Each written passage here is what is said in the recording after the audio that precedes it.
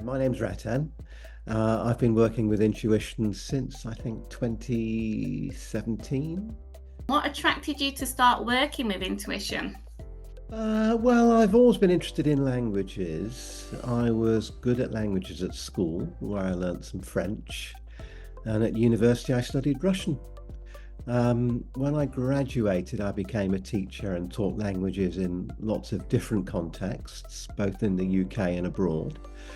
I taught English in France and Spain, for example, in schools and colleges, and in universities and in companies.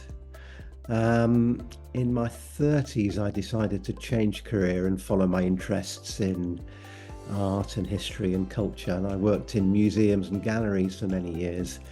But then in my 50s, I wanted to change how I lived and worked.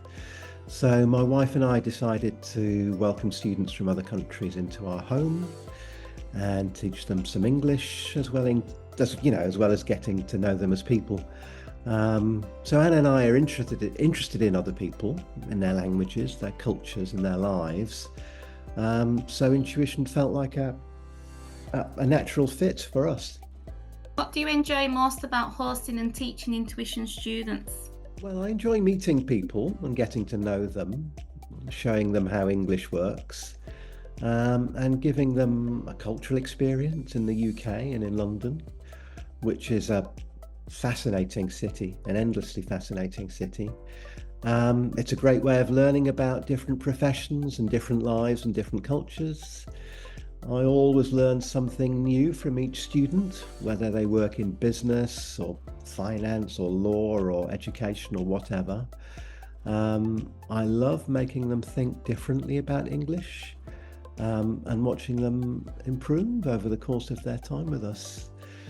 Students often become personal friends after they finish their courses here, and I'm in regular contact with lots of them across Europe.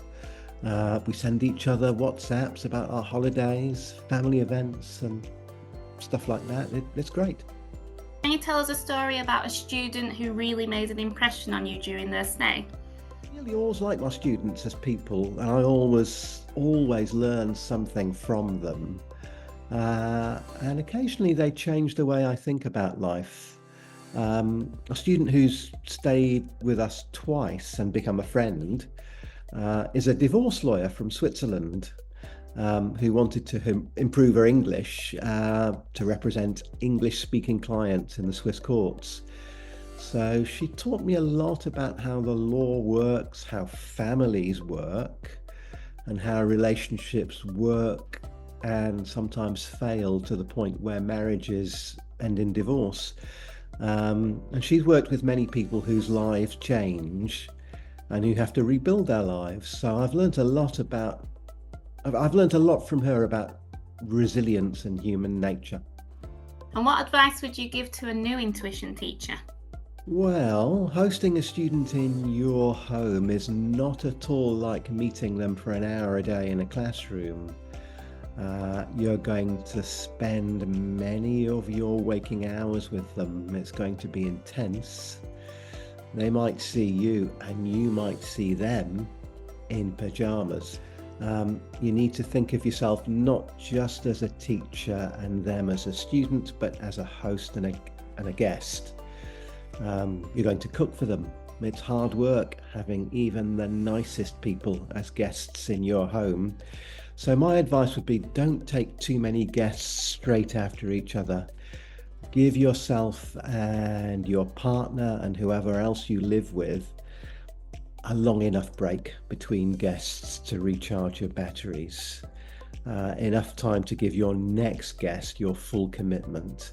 And that way you'll have great fun, you'll learn lots, you'll laugh a lot. Enjoy it. Can you tell us a top English learning tip in 30 seconds?